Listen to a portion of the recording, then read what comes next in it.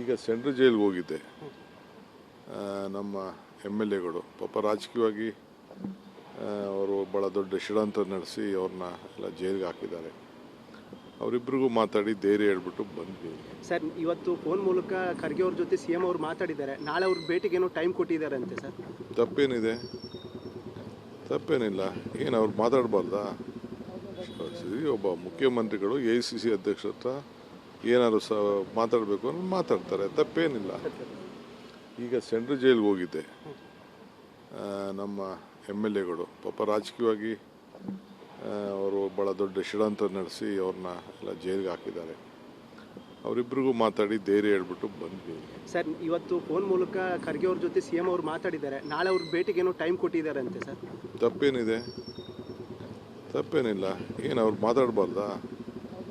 ಸರಿ, ಒಬ್ಬ ಮುಖ್ಯಮಂತ್ರಿಗಳು AICC ಅಧ್ಯಕ್ಷರ ಹತ್ರ ಏನಾದ್ರು ಮಾತಾಡಬೇಕು ಅಂದ್ರೆ ಮಾತಾಡ್ತಾರೆ, ತಪ್ಪೇನಿಲ್ಲ. ಈಗ ಸೆಂಟ್ರಲ್ ಜೈಲಿಗೆ ಹೋಗಿದ್ದೆ. ನಮ್ಮ MLAಗಳು ಪಾಪ ರಾಜಕೀಯವಾಗಿ ಅವರು ಭಾಳ ದೊಡ್ಡ ಷಡ್ಯಂತ್ರ ನಡೆಸಿ ಅವ್ರನ್ನ ಎಲ್ಲ ಜೈಲಿಗೆ ಹಾಕಿದ್ದಾರೆ. ಅವರಿಬ್ಬರಿಗೂ ಮಾತಾಡಿ ಧೈರ್ಯ ಹೇಳ್ಬಿಟ್ಟು ಬಂದ್ವಿ. ಸರ್, ಇವತ್ತು ಫೋನ್ ಮೂಲಕ ಖರ್ಗೆ ಅವ್ರ ಜೊತೆ CM ಅವರು ಮಾತಾಡಿದ್ದಾರೆ. ನಾಳೆ ಅವ್ರ ಭೇಟಿಗೆ ಏನೋ ಟೈಮ್ ಕೊಟ್ಟಿದ್ದಾರೆ ಅಂತೆ ಸರ್. ತಪ್ಪೇನಿದೆ?